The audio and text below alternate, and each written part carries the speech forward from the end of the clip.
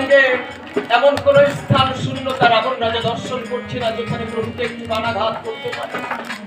কারণ প্রভুকে যেখানে বানাঘাত করবে আজ তাকিয়ে দেখতে পায় সেখানে কোন যোগী মুনি ঋষি কোন দেবতা বসে আছে, কোন মহাতীর্থ দর্শন করেছে। রাবণ রাজা মনে মনে চিন্তা করে আমার যে অন্যায় হবে, প্রভু এই স্থানে দর্শন করছে, বানাঘাত করলে আমার যে অপরাধ হবে, এই মনে মনে চিন্তা করে রাবণ রাজা আজ সারথীরে রাত বলে, সারথী বলে দাও, তুমি বলে দাও সারথী আমি কেমন করে ওই কমলাকে বার নিক্ষেপ করি। রাবণ রাজা বুঝতে পেরেছে, আর মনে মনে বুঝতে পেরেছে যে আজ আমি যদি ভক্তসুলভ আচরণ করি প্রভু কোনোদিন আমাকে বাদ ধরে আঘাত করবে না। কারণ ভক্তই আমার মাতা পিতা, ভক্তই আমার গুরু, এই ভক্তের নাম রেখেছে আমার বাঞ্ছা কলমতরু, কলমতরু।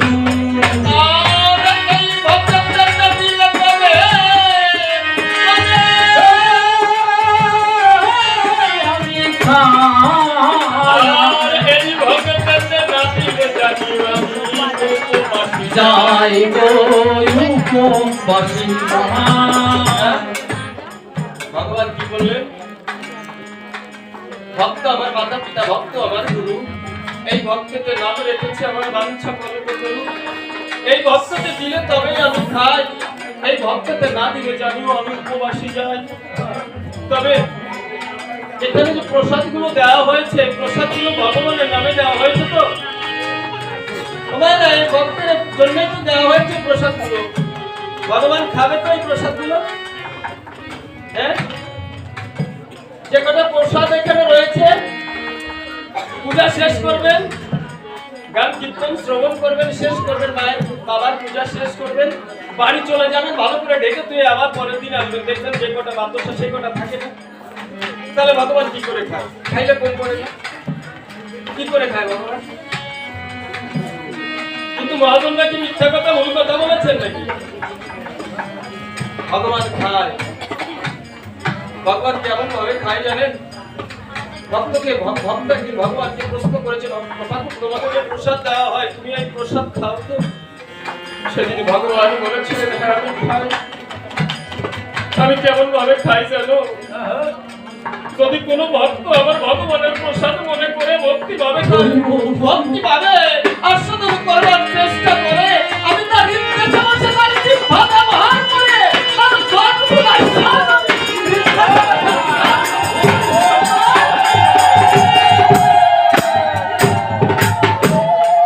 ভগবান কেমন ভাবে প্রসাদটা বুঝেছে?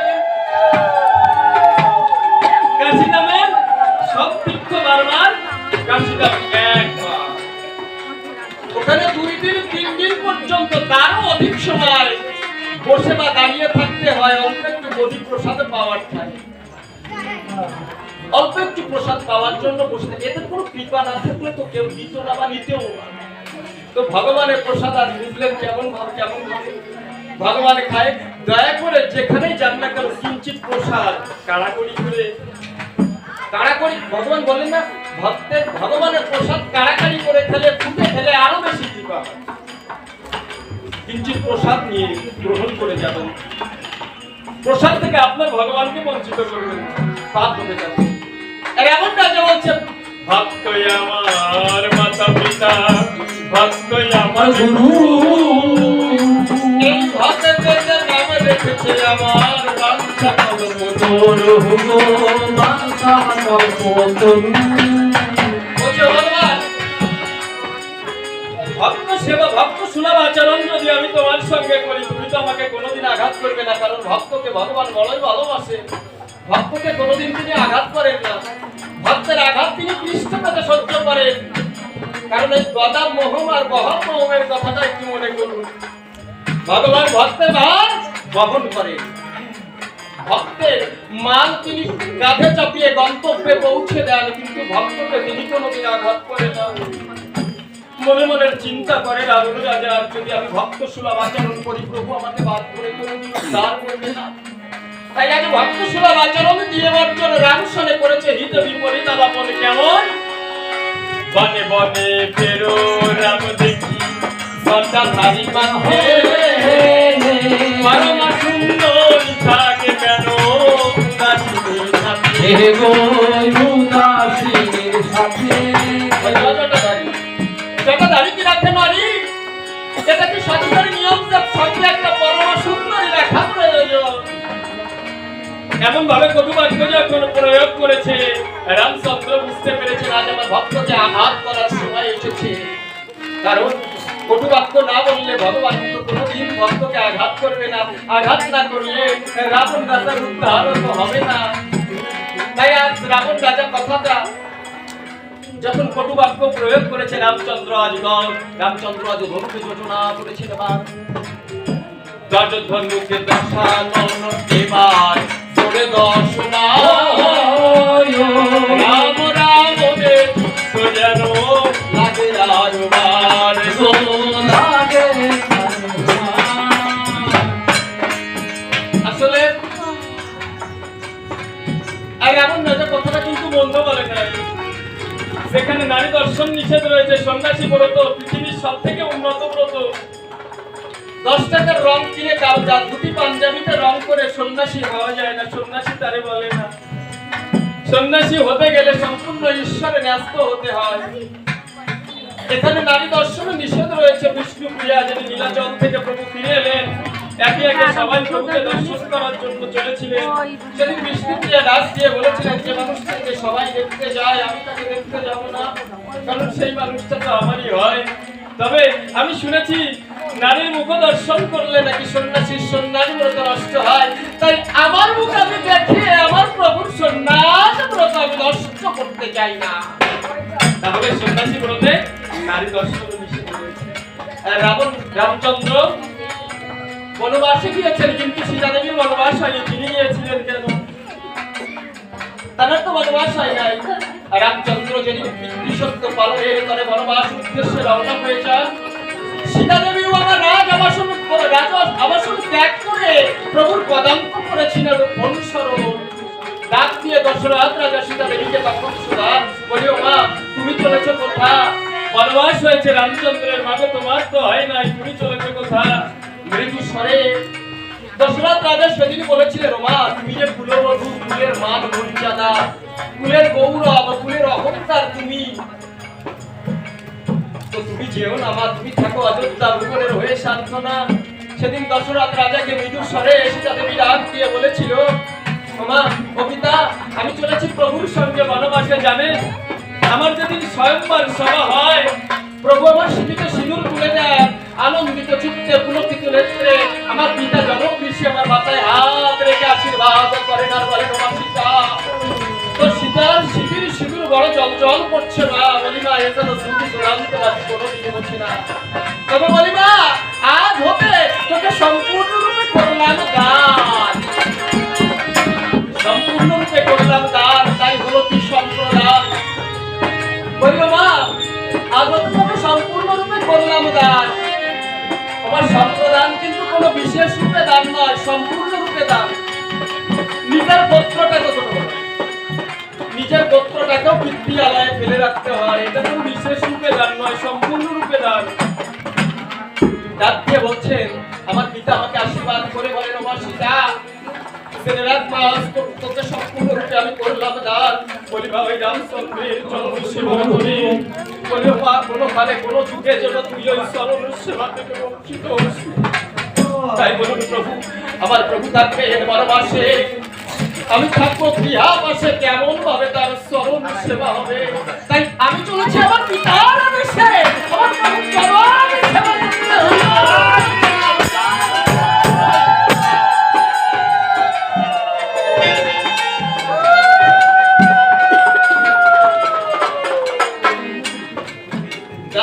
সেদিন বলেছিলেন মৃদুস্বরে, ও প্রভু ও পিতা আমার প্রভুর অগ্রেই যে আমার বনবাস হয়েছে, এই মহতি কারণে সীতা দেবীর কিন্তু বনবাস হয়েছিল। লক্ষ্মণ ঠাকুরের বনবাস হয়েছিল নাকি? তিনি গিয়েছিলেন কেন? তারা যাওয়ার একটাই উদ্দেশ্য ছিল। লক্ষ্মণ ঠাকুর হচ্ছেন রামচন্দ্রের বাহির আত্মা। এক রূপের নয় বিভিন্নতা, এক রূপের হচ্ছে বিভিন্নতা, এই নয় কোনো অন্য সত্তা। যেমন লক্ষণ টাকার এপিঠ ওপিঠ যেমন একই মূল্য, তদ্রূপ ভাবে লক্ষণ ঠাকুর রামচন্দ্র ভরত শত্রুঘ্ন এ নয় কোনো ভিন্ন সত্তা। এক রাম নামের ধ্বনি দিলে ভরত লক্ষণ শত্রুঘ্ন সবার নামে ধ্বনি পৌঁছে যায়। যেমন এক প্রদীপ থেকে সহস্র প্রদীপের শিখা যদি দান করা হয়, এই শিখার যেমন কমতি না হয়, তবে সব রূপের একই রূপ হয় না, তদ্রূপ ভাবে এক নারায়ণ থেকে শত কোটি নারায়ণের জন্ম হলেও তুলে এক নারায়ণের দোহাই দিলে সব নারায়ণের দোহাই হয়ে যায়, নাম পরিমল দিলে সব নারায়ণেরই হয়। তো যাই হোক, লক্ষণ ঠাকুরকে বড় ভালোবাসতেন সুমিত্রা দেবী। আমরা প্রণাম করি যখন দেখবেন কইকেয়ী মাতাকে বেশি প্রণাম করি, কেন জানেন? যেদিন রামচন্দ্রের বনবাস হবে তার আগে তাকে রাজমুকুট পরানোর জন্য তার অভিষেক হয়েছিল। কৌশল্যা দেবী দান করেছিল রামচন্দ্রকে বনবাস উদ্দেশ্যে। রাত্রে ঋষি যোগে কইকেয়ী মাতাকে ডাক দিয়ে বলেছিলেন, বলিও মাতা, আমাকে যদি তুমি এখানে বসিয়ে রেখে দাও রাজ্যভার দিয়ে, কত যুগ যুগ ধরে তপস্যা করছে বনচারী হয়ে জঙ্গলে গুহায় পাহাড়ে পর্বতে কত এক এক ঋষিগণ বসে আছে, তাদের সঙ্গে যে স্বার্থ পরায়ণতা করা হবে, আমাকে তুমি বেঁধে রেখো না মা, ওই বনবাসে আমাকে তুমি পাঠিয়ে দাও তাদেরকে নিয়ে। আমি যে তার আমার দেওয়া কথার পূর্ণতা পাওয়াইতে চাই, তুমি চেয়ে নেবে মা আমাকে, তুমি আমাকে চেয়ে নেবে, চলো না করে সেই পুরনো বরটা চেয়ে নিয়ে আমাকে তুমি বনবাসে পাঠাবে। বলো মা, বলে আমি সেটা পারবো না। বলে মা, যদি তুমি না পারো তাহলে আমার জন্মই যে বৃথা। বলিও মা, তুমি চেয়ে নেবে একবারে রাম রাজার বনবাস, 14 বছরের বনবাস, আর ভরত রাজা হবে। ভরতের নাম অনুসারে ভারত রাজা রাজ্য হয়েছিল, ভরত রাজার নাম অনুসারে। তো এই রামচন্দ্র মা কইকেয়ীর কাছ থেকে বর নিয়েছিলেন, বলে আমাকে তো সবাই গ্লানি করবে, ভৎসনা করবে, বই মাতা বলে সবাই অপমান করবে। বলে মা, তো তুমি যে ভগবান, তুমি যে ভগবান, কই মা কৌশল্যা দেবী গর্ভে আমার জন্মগ্রহণ করার কথা রয়েছে, অন্য গর্ভে আমি যেতে পারবো না, কারণ রামচন্দ্রকে আমার কৌশল একমাত্র জানত কে? কৌশল্যা দেবী, কৌশল জানত। কিন্তু ওই গর্ভে জন্মান্তরে আমার ওই গর্ভেই জন্মগ্রহণ করতে হবে। তবে মা, আমি বলে দেই, তুই যদি আগামী দিন আমি তোমায় বলতে চাই, তুমি আমার কেমন সন্তান, পরীক্ষা দেওয়ার সময় এসেছে, তুমি পরীক্ষা দিয়ে যাও। তুমি আমার উপযুক্ত সন্তান হতে পেরেছো কিনা আমি একটু পরীক্ষা করতে চাই। জানো তো লক্ষণ মায়ের বুকের দুধের ঋণ শোধাওয়া যায় না। আমি তোমায় দেখতে চাই তুমি আমার উপযুক্ত সন্তান হতে পেরেছো কিনা। জানো তো রামচন্দ্রের বনবাস হবে, 14 বছরের জন্য তার বনবাস হবে। আমি তোমায় বলি কি, যদি তুমি তোমার দাদা রামচন্দ্রকে 14 বছরের মধ্যে অক্ষত অবস্থায় দেশে ফিরিয়ে আনতে পারো, তবে আমি জানবো তুমি আমার উপযুক্ত সন্তান হতে পেরেছো। সেদিন আমি তোমার বুকের এক ধার দুধের ঋণ আমি শোধ করে দেব। কত বড় কথা! সুমিত্রা দেবী আমার ডাক দিয়ে বলল, লক্ষণ, সেদিন আমি তোমার বুকের এই অমৃত সুধার এক ধার ঋণ আমি সেদিন শোধ করে দেব। তোমার দাদাকে 14 বছর অক্ষত অবস্থায় তুমি দেশে ফিরিয়ে যদি আনতে পারো, এই মহা উদ্দেশ্য শিরে ধারণ করে গিয়েছিল আমার প্রভুর সঙ্গে। রামচন্দ্র আর কি লীলা করেছেন, সমস্ত কষ্টটা কাঁধে নিল লক্ষণ নিজে। ডাক দিয়ে বলল, দাদা, আমি 14 বছর আহার করি নাই, দাদা, আমি 14 বছর নিদ্রা যাই নাই। তাই তো তুমি বসেছো শাসন কার্য করতে, নিদ্রা এসেছে চোখে, তাই তো আমার সাধন ভঙ্গ হয়েছে। চলে যাচ্ছি, তুমি আমাকে বর্জন করেছো, তাতে দুঃখ নাই, তবে আমি চলে যাচ্ছি। যাওয়ার কালে তোমায় বলে যাই, বলে দাদা, আমি 14 বছর কিছুই খাই না। বলিও দাদা, আমি 14 বছর যে ঘুমাই না। তুমি যখন ঘুমাতে যেতে, তখন আমি যে ধনুর্বাণ হাতে নিয়ে চারিদিকে পাহারা দিতাম। সকালে প্রভাতে যখন তুমি প্রভাতে উঠতে, আমি তখন গৃহের থেকে বেরিয়ে হাত লম্বা করে আলস্য ত্যাগ করতাম। তুমি বুঝতে আমি ঘুমিয়েছিলাম। বলছো লক্ষণ আমি তো তোমাকে ফল দিতাম, তুমি খাও নাই? বলি না দাদা আমি খাই নাই, আমি 14 বছর কিছুই খাই নাই, কারণ তুমি তো আমার বলো না, তুমি তো আমাকে বলো না দাদা তুমি ভাই তুমি ফল খাও, তুমি আমাকে বলেছো লক্ষণ এই নাও ফল নাও, দাদা তুমি তো আমাকে খেতে বলো না। এই রামায়ণটা দেখুন, যদি গারস্থ শিখতে হয় রামায়ণটা ভালো করে বুঝতে হবে, পড়তে হবে, আমরা তো বুঝি না। এই রামায়ণ বুঝতে গেলে এই রামায়ণের উপর অনেক শিক্ষার প্রয়োজন হয়, অনেক শিক্ষা, অনেক গুরুর আশ্রয় করতে হয়, তারপরে কিয়দংশ যদি শেখা যায়। দেখুন এই রামায়ণের মধ্যে রয়েছে, এই রামায়ণের মধ্যে রয়েছে 80 লক্ষ মন ভরতের বাটুল অবার্থ যোজনা। বাটুলে গুণ টেনে ভরত রাজা দিল বাটুল সারিয়া, 80 লক্ষ মন, একবার বুঝুন তো, হ্যাঁ 80 লক্ষ মন ভরতের বাটুল অবার্থ যোজনা, ধনুকে গুণ টেনে। বাবু আমরা তো রামায়ণ অনেক শুনি, দুটো সমাজ চেতনামূলক দুটো কথা বলছি, যদি আপনাদের সময় শেষের দিকে আসে বলবেন, আমরা শেষ করে দেব, সমস্যা।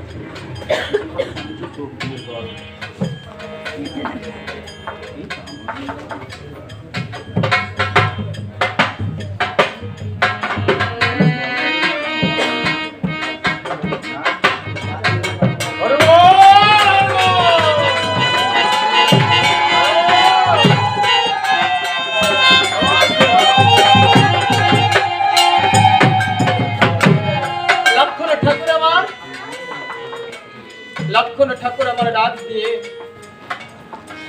প্রভুকে বলেছিল, প্রভু তুমি তো আমাকে ফল খেতে দাও, কিন্তু ফল আমাকে তুমি দিয়েছো সত্যি, তুমি আমাকে খেতে বলো না। এই মহৎ উদ্দেশ্যে সুমিত্রা দেবী তাকে পাঠিয়ে দিয়েছিল, বনবাস উদ্দেশ্যে বনবাসে গিয়েছিল, এই মহৎ কারণে মায়ের আদেশে লক্ষণ ঠাকুরের বনবাস হয়েছিল।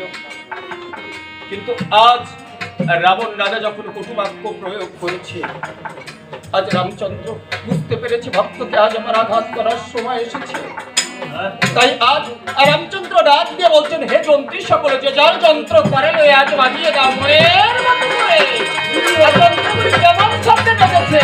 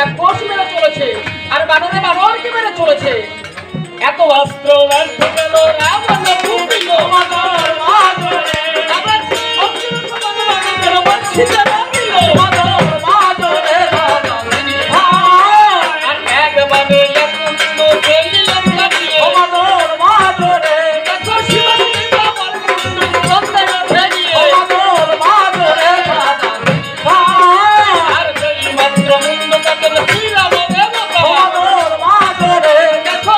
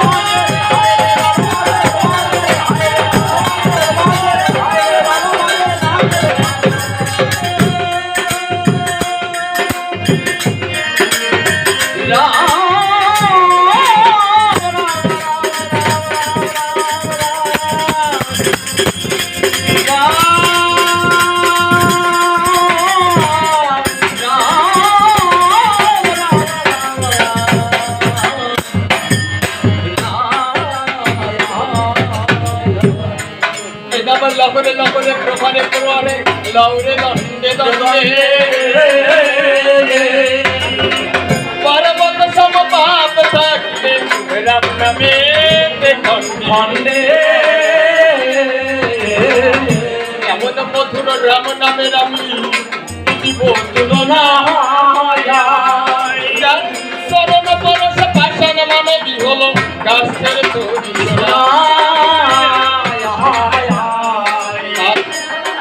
এক এক করে কাটিলেন রামচন্দ্র রাবণের 9টি মাথা তবুও রাবণ কথা বলছে যেন দিলে পাইনি ব্যথা আর ধনুর বাণ ফেলে ঘুমেতে দেখে বলেন হে মিতে সমমধু সীতার হলো নায়িকা আরে রাম বলেন শুনো শুনো তুমি বৈষ্ণবী ভীষণ মস্তক কাটিলাম তবু কেন নাম রাম কবিতা আমি 181 বার দুনিয়া কাটিয়েছি রাবণের কথা তবুও দুষ্ট রাবণ নিধন হলো না কেন বলিনি তা রাবণ বধ কি আর হবে না বিভীষণ বলেন তখন রামচন্দ্রের কাছে রাবণ বলি বারমিতা একটা ভেদ আছে ওই কবিতা 181 বার কেন যদি তুমি শত সহস্র বার রাবণের মস্তক করো সেজন্য তবুও রাবণ কোনোদিন হবে না নিধন কেন কারণ কি আর রাবণ রাজা পরম যোগী পরম সাধক সে তার সাধনায় সন্তুষ্ট হয়ে ভোলা মহেশ্বরকে ডাক দিয়ে বলেছিল ঠাকুর তুমি কেমন ভগবান আমি একটু দেখতে চাই তুমি কেমন ভগবান তোমার সবাই আশুতোষ বলে আশুতোষ কয় আমি দেখতে চাই তুমি কেমন আশুতোষ আশুতোষ শব্দের অর্থ আশু শব্দের অর্থ অল্প আর তোষ শব্দের অর্থ সন্তুষ্ট আশুতোষ শব্দের অর্থ অল্পে যে দুষ্ট থাকে তারই তো আশুতোষ কয় সামান্য বিল্ল পত্রে 1 ফোঁটা নয়ন জল দিয়ে তার চরণে দিলে পরে তার কৃপা লাভ হয় তারে আশুতোষ কয় আমি দেখতে চাই তুমি কেমন আশুতোষ কৈলাস পর্বতের উপর হোম চালিয়ে দিল রাবণের রাজা কৈলাস পর্বতের উপর হোম চালিয়ে দিয়ে হোম যজ্ঞের সম্মুখে বসে এক এক করে অস্ত্র ধরে ওম নমঃ শিবায় বলতে বলতে এক এক করে নিজের মুন্ডু কেটে ওই অগ্নিতে আহুতি দেয় এক এক করে নিজের মুন্ডু কেটে অগ্নিতে আহুতি দিতে দিতে 9টা মস্তক যখন কর্তন হয়ে যায় নয়ন জলে ভেসে রাবণের রাজা কেটে বলে ঠাকুর এ জন্মে যদি তোমায় পেলাম না এ জন্ম আমি এক এক করে 9টা মস্তক যখন কাটা হয়ে গেল নয়ন জলে ভেসে নিজ হাতে অস্ত্র ধরে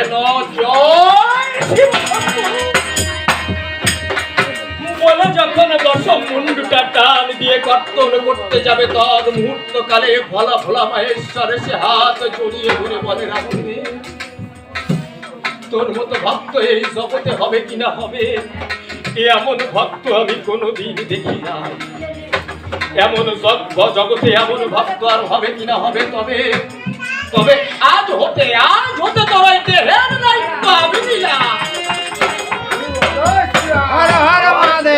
তবে আজ হতে যতবার তোর মস্তক ছেদন হোক না কেন এই ভোলা মহেশ্বরের বলে শিরে জোলা লাগিবে তখন তোর কোনো চিন্তা নাই রে বাচ্চা মহাকালের যাত্রী হয়ে এসেছি আমরা ধরায় এই মহাকালের ইশারায় সবকিছুর লয় হয় বিষ্ণু করেন পালন সৃষ্টি করেন ব্রহ্মা এই মহাকালের স্থানে আমরা এখানে বসে রয়েছি মহাকাল সেই মহাকালের সম্মুখে এক এক করে 9টা মস্তক যখন দান করলো শিক্ষার কাছে আর রাবণ রাজা যখন 9টা মস্তক কেটে দান করলো নিজে দান করলো দশম মুন্ডুটা কাটতে গেলে ভোলা মহেশ্বরের হাত ধরে আশীর্বাদ যখন করলো তারে 101 বার 181 বার কেন শত সহস্র বার যদি আপনি কর্তন করুন তবুও রাবণ রাজা কোনো দিন হবে না। তাই বিভীষণ বলেন তখনই রামচন্দ্রের কাছে, রাবণ বধিবা বন্ধায় একটা ভেদ কথা আছে। দেখো ব্রহ্মাস্ত্র আছে রাবণের ওই ভোগের মন্দিরে, সেই মানো না হইলে রাবণ জীবনে, সেই মানো আদিতে যদি পারে কোনো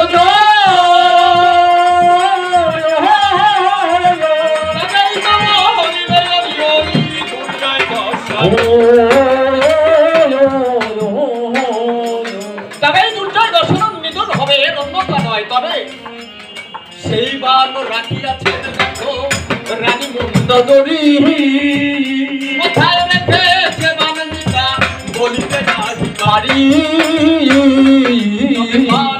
কথা যদি তুমি না পারো বলিতে, আপন পারে ভাষালে আমার শীতে জনম দুঃখী সেটাকে হয়তো চিরদিনের মতো বিসর্জন দিতে হয়। কি করিবি তা?